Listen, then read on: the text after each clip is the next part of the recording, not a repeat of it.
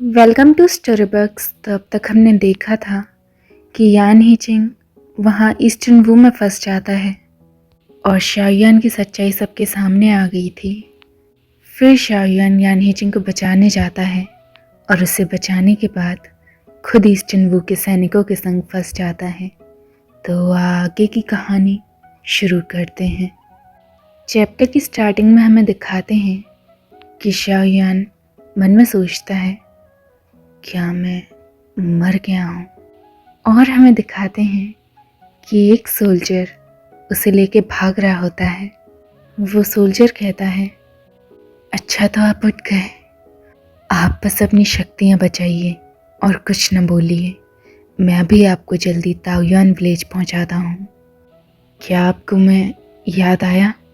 मैं बाओयन शिन हूँ, ईस्टर्न वू का वही सैनिक जिसको आपने बचाया था।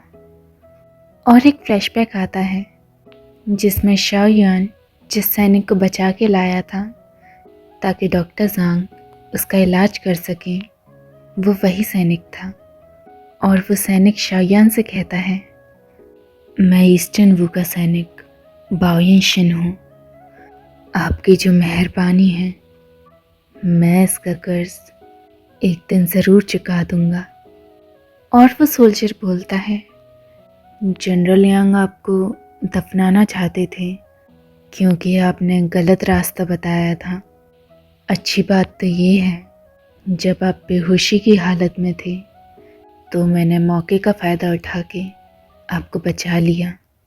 शाओयान कहता है, शुक्रिया।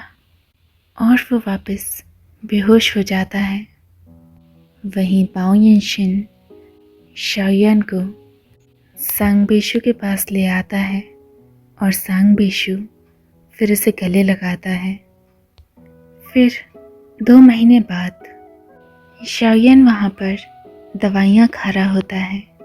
तभी चिंगुई आता है और बोलता है, ब्रदर शाओ, ज़रा सी कैंडी खाइए, आपको जल्दी ठीक होना है ना?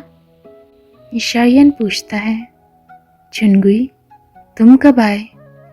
और वो मन में सोचता है, ट्रीटमेंट के बाद चिंगुई की कंडीशन अब पहले से काफ़ी बेहतर है।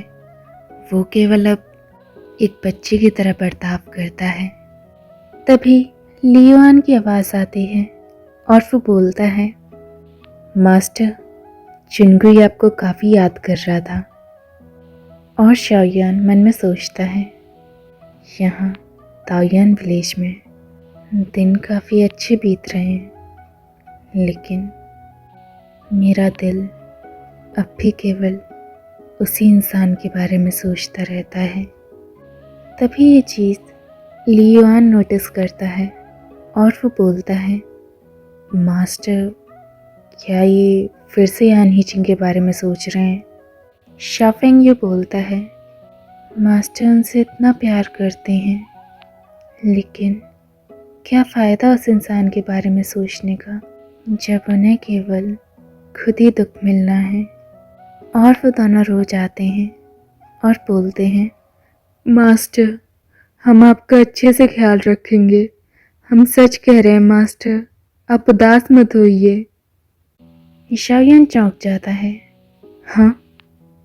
और वो मन में सोचता है, ना जाने इन दोनों ने क्या क्या कहानी बना रखी है मेरे और यान हीचिंग के बारे में।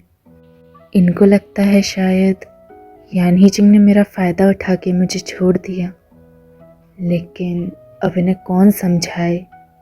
हाँ ब्रदर यान, कब आओगे आप और कब मुझे अपना प्यार दिखाओगे, वो भी इन सब के सामने, ताकि इन्हें गलतफहमी ना हो और इन सब को पता लगे कि आप मुझे अपनी सलाखों पे रखते हैं।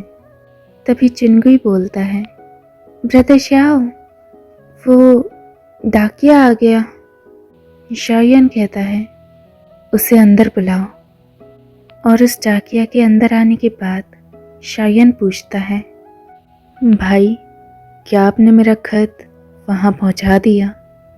डाकिया कहता है, शाओयान, तुमने मुझसे कहा था तो मैं कैसे मना कर सकता था।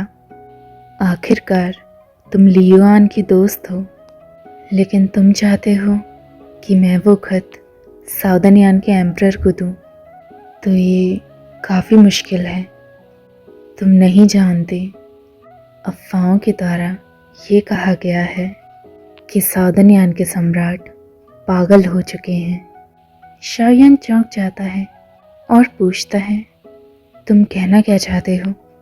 डाकिया कहता है, 10 दिन पहले साउदर्न यान के यान ही चिंग ने ईस्टर्न वू को हरा दिया, लेकिन पता नहीं उनमें कौन सी प्रेतात्मा घुस गई थी कि वो इतने क्रूर हो गए कि उन्होंने ईस्टर्न वू के जनरल यांग को बहुत बुरी तरह मारा।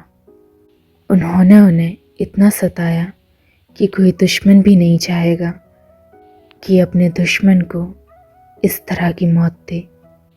सुनने में ये आया है कि यान ही चिंग ने जनरल यांग को 1000 बार अपनी तलवार से चीरा और उसके बाद उनकी लाश को शहर के गेट के आगे लटका दिया। शाओयान ये सुनते ही चौंक जाता है और उसे भी काफ़ी घबराहट हो रही थी, लेकिन वो ये भी समझता था कि ये सब यान ही चिंग उसकी वजह से ही कर रहा है, क्योंकि जनरल यांग की वजह से यान ही चिंग ने शाओयान को खो दिया। और टाकिया कहता है, मैं आपका खत वापस पहुंचा सकता हूं, लेकिन इस बार मुझे कोई निशानी चाहिए, तभी थोड़ी आसानी होगी। शाओयान कहता है, निशानी? हाँ, मेरे पास एक है। और वो जेड हेयरपिन उस टाकिया को दे देता है और बोलता है, तुम्हें मेरी मदद करनी होगी कि ये खत तुम उसके हाथों में पहुंचाओ। फिर कुछ दिन बाद, क्योंकि यान ही चिंग ईस्टर्न वू के खिलाफ जीत गया था, तो उसी के जश्न का समारोह हो रहा था।